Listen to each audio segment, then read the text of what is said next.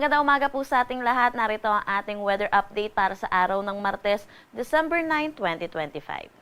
So yung binantayan po nating low pressure area ng mga nakaraang araw, yung dati pong si Wilma, ay tuluyan ng nalusaw. Pero sa ngayon, itong kumpul na kaulapan dito sa borderline ng ating Philippine Area of Responsibility ay yung panibago nating low pressure area na binabantayan. Ito ay huling namataan sa line 390 kilometers west ng Puerto Princesa, Palawan. Sa ngayon po, medium chance ito na maging isang ganap na bagyo, meaning mababa yung chance niya na maging ganap na bagyo within the next 24 hours, pero sa mga susunod na araw ay tumataas ang kanyang posibilidad. Pero sa nakikita po natin, kung magiging ganap na bagyo po ito, ay nasa labas na ng ating Philippine Area of Responsibility at palayo naman na din ng ating kalupaan. Yung mga weather system na nakakaapekto dito sa ating bansa sa ngayon ay yung northeast monsoon or amihan na umiiral dito sa malaking bahagi ng northern at central Luzon.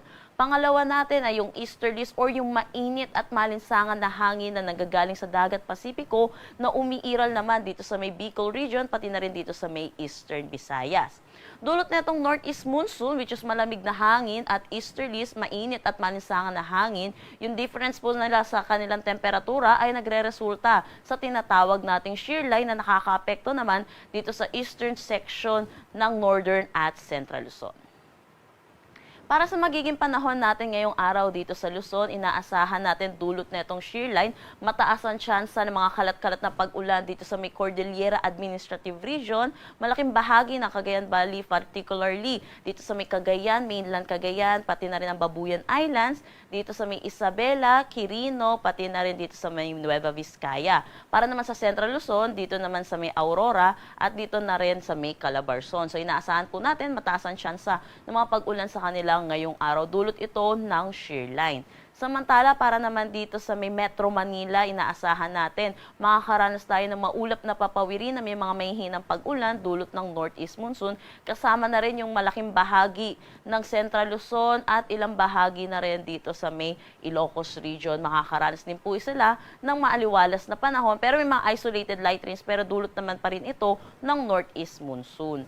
Samantala, para naman sa nalalabing bahagi ng mainland Luzon po natin, particularly dito sa may Calabarzon, except po sa may Quezon, pati na rin Bicol region at ilang bahagi ng Mimaropa, makakaranas naman sila ng maaliwalas na panahon. Pero asahan din po natin yung init at alinsangan, lalo na sa tanghali hanggang hapon na may mataas na tsansa ng mga localized thunderstorm pagdating sa hapon at sa gabi. Agwat ng temperatura para sa Metro Manila, 24 to 29 degrees Celsius. Para sa Lawag, 21 to 31 degrees Celsius. Baguio, 12 to 22 degrees Celsius. Tagaytay, 21 to 31 degrees Celsius. Tuguegarao, 22 to 26 degrees Celsius. At Legazpi, 24 to 31 degrees Celsius. Para naman dito sa may Kalayaan Islands, dulot na itong low pressure area, makakaranas sila ng mga kalat-kalat na pag-ulan ngayong araw. Pero inaasahan din natin mag-i-improve na rin ang kanilang weather sa mga susunod na araw dahil na rin sa paglayo nito low pressure area dito sa ating kalupaan. Para naman dito sa nalalabing bahagi ng Palawan, pati na rin buong Visayas at Mindanao, maaliwalas na panahon din ang kanilang aasahan, pero asahan din po natin yung mga localized thunderstorm pagdating sa hapon at sa gabi. Ugaliin po natin i-check ang mga social media pages ng Pag-asa hinggil sa nilalabas po nating thunderstorm advisory. Agwat ng temperatura para sa Kalayaan Islands, 24 to 29 degrees Celsius. Dito sa Puerto Princesa, 25 to 32 degrees Celsius. For Iloilo, 25 to 28 degrees Celsius. Tacloban, 25 to 31 degrees Celsius. Cebu, 25 to 30 degrees Celsius. For Zamboanga, 24 to 33 degrees Celsius. Cagayan de Oro, 24 to 30 degrees Celsius. At Davao, 25 to 32 degrees Celsius. Nilabas tayong weather advisory kaninang 5 a.m. Dulot po nitong pag-ulan na dala ng shear line. Inaasahan po natin 50 to 100 millimeters of rain dito sa may Cagayan, Isabela, pati na rin dito sa may Aurora. Pinapaalalahanan po natin yung mga kababayan po natin dito sa mga nabanggit po nating lugar dahil sunod-sunod na araw na rin po sila nakakaranas ng mga pag-ulan, so saturated na rin ang kanilang kalupaan. So inaasahan natin mataas ang chance ng mga posibilidad ng mga pagguho ng lupa, pati na rin ng mga pagbaha. Bukas din, inaasahan din natin, mataas din ang tsansa na 50 to 100 millimeters of rain dito pa rin naman sa may Cagayan, Isabela at Aurora.